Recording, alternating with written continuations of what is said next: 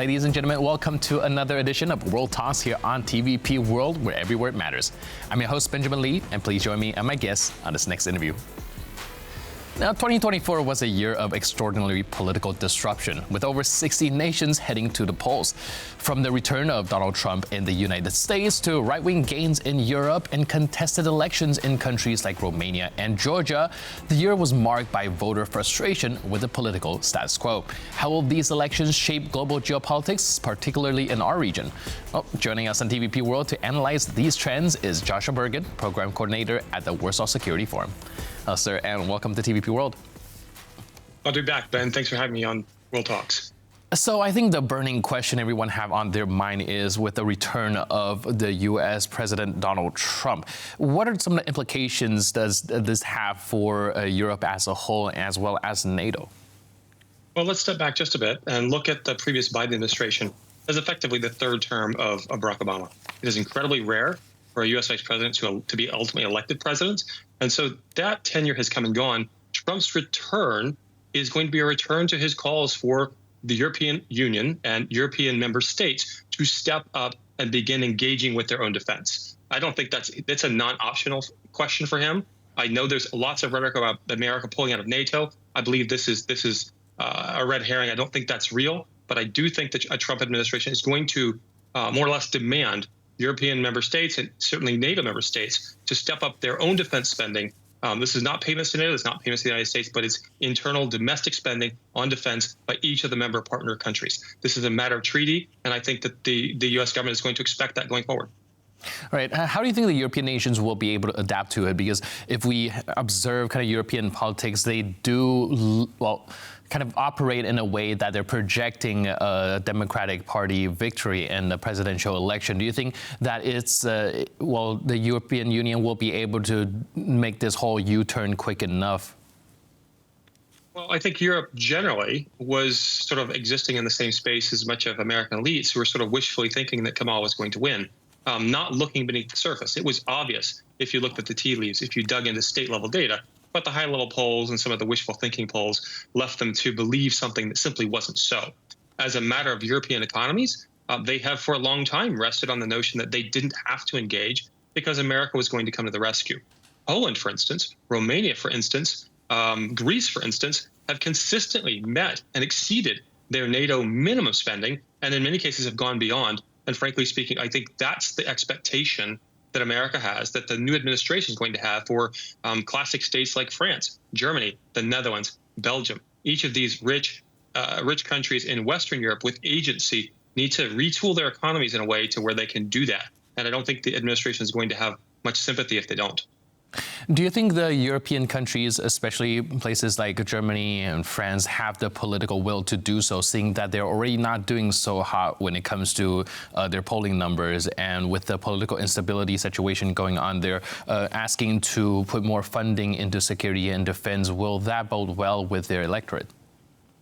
Well, you raise good points. Both Germany and France are politically unstable right now. Nevertheless, this being so, I don't think that the administration is going to sort of back down or take a lot of that into consideration. At the end of the day, hard choices are required. When you look at the fact that Russia, an economy that's on par with Italy, is able to menace a 500 million member strong society in Europe, and that European member states are simply unwilling by simply dithering too much meeting and too little action, I think the expectation at this point is it's time to go from being a teenager politically in terms of defense and security to a mature adult. And mature adults go ahead and take care of things like locking the house, making sure that you have security alarms, making sure in jurisdictions where it's permissible, you might have weaponry in the home. I know I'm sort of comparing this to a household analogy, but this is sort of where I see it. It's a matter of sort of mature societies that have been operating on a post-war environment that allowed them a lot of space, a lot of leash, and now it's time to grow up and take responsibility for things they have previously committed to in writing. And do you think that's going to be the direction that European Union or European nations go towards in the year 2025? Well, I would certainly hope so. Obviously, these are things that will be difficult. There'll be difficult conversations, and I'm certain that the administration, both directly through the president and many interlocutors, will be pushing on European partner countries to go ahead and do what they previously committed to do in writing. All right, and speaking of polling getting it very wrong and global elections, we're also trying to focus on the situation in Romania as well. We saw the first round of election with the strong performance by far-right parties, and then there's, of course, accusations of foreign interference. What do these developments signal for the region's stability? Well, I think there's a couple things at play. Russia has long engaged in dis and misinformation around the globe. This is not new. It's new in terms of it's very buzzy and fun to talk about in the modern sense. There's lots of money to sort of counteract these things. But Russia's been doing this throughout the Soviet period, using newspapers, magazines, gaining sympathy across Europe. And so nothing has changed here. What has changed is the absolute number of media outlets and sources. If we go back just, 30 years, you and I grew up in a world where we had probably 3 to 5 television stations. We now have hundreds. We have the internet. And so they're utilizing all these tools, both in Romania, in Romania and other countries in Europe, to go ahead and activate dissatisfaction. Dissatisfaction exists. Much of the world has seen manufacturing jobs shed to places like China. We have economies in places now that don't serve the middle classes. And so there's dissatisfaction that's much more easy to stoke when you have a society that's on the margins and has proactively been doing this for the better part of 70 years.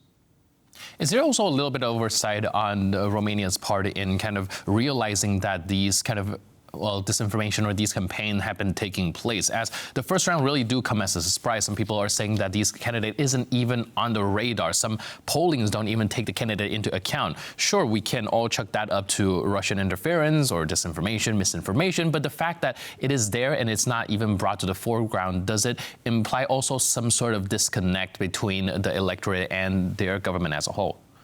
Absolutely. I mean, if you look at the two sort of mainstream parties in Romania, they'd engaged in a power sharing deal for the past few years. And frankly, much of the electorate looked at that with a great deal of dissatisfaction. If you go out there and you work hard for a party, and then that party goes ahead and engages in effectively a bargain with the opposing party, the largest opposing party, it starts to feel like you're not voting for your party at all. You're voting for the elites. And this doesn't play well in any part of the Western world. It certainly didn't play well in the United States, as we've seen past engagements of similar sort of ilk, and elites that were simply disconnected with middle America. I think Romania is feeling that in spades, and the notion that indeed Georgescu was polling at 4%, I think that's genuinely real. Many of my Romanian friends didn't even have him on their radar. Nevertheless, the outcome and then ultimately the investigation that revealed how heavily external influences and illegal spending was engaged in sort of motivating voters on his behalf through vehicles like TikTok. Obviously, they were not aware and not sort of fully engaged with where the electorate was and how means of disinformation were being used to move voters away from classical mainstream parties. All right, and you mentioned the fact that a lot of voters are experiencing dissatisfaction, and that is a very kind of easy to magnify sort of feeling and sentiment across the board. Do you think that is a reason to the kind of political earthquake we're seeing all around the world? Because perhaps the war, the aftermath of the pandemic, people aren't in their best situation right now. We're seeing a lot of kind of, well, I don't want to use the word regime change, but more like people voting for parties that are not kind of traditionally mainstream. Is it more a policy issue, or do you think it's more of a social discontent? So I think if you look back at the Clinton campaign in the 90s, one of his consultants famously said, "It's the economy, stupid." So if too much of a society is feeling a financial pinch for too long, they're going to reject the status quo and go for something else. Again, we saw this with Trump in 2016, pushing both Jeb Bush and Hillary Clinton off the political stage. We've seen it to a lesser extent in his comeback in 2024.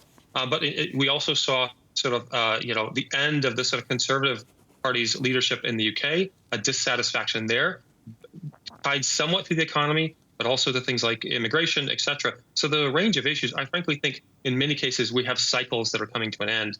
And, these things are always sort of dislocative and uncomfortable, painful as sort of the previous status quo that thought it was safe, that thought that its position was secure, suddenly wasn't. And then the reactions try to figure out how to then fix or mend that. And with that taken into consideration, what lessons can European policymakers draw from kind of this global trend of 2024 going into 2025? Well, if any candidate who sits down with me, and I'm a sort of recovering political consultant, any candidate who sits down with me, my first direction to them is listen to your voters. Well, in order to listen to your voters, In many cases, you have to go see them. Understandably, maybe a president cannot, but a sitting president cannot, but certainly a candidate that's campaigning, certainly through proper use of polling.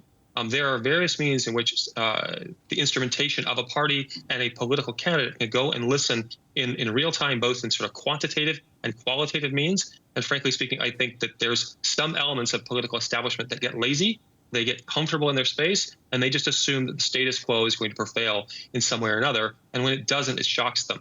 But in 9 times out of 10, if they literally went and sat and listened in villages and in cities and in small towns outside of their sort of isolated cloister, their bubbles, they would recognize quickly just how dissatisfied their electorate actually is if they're willing to listen. All right, and hopefully that will be the case going forward. In the meantime, thank you so much for your input, insight, and analysis. Really appreciate it, Josh, and thanks for being with us on TVP World. Great to see you today, Ben. Cheers.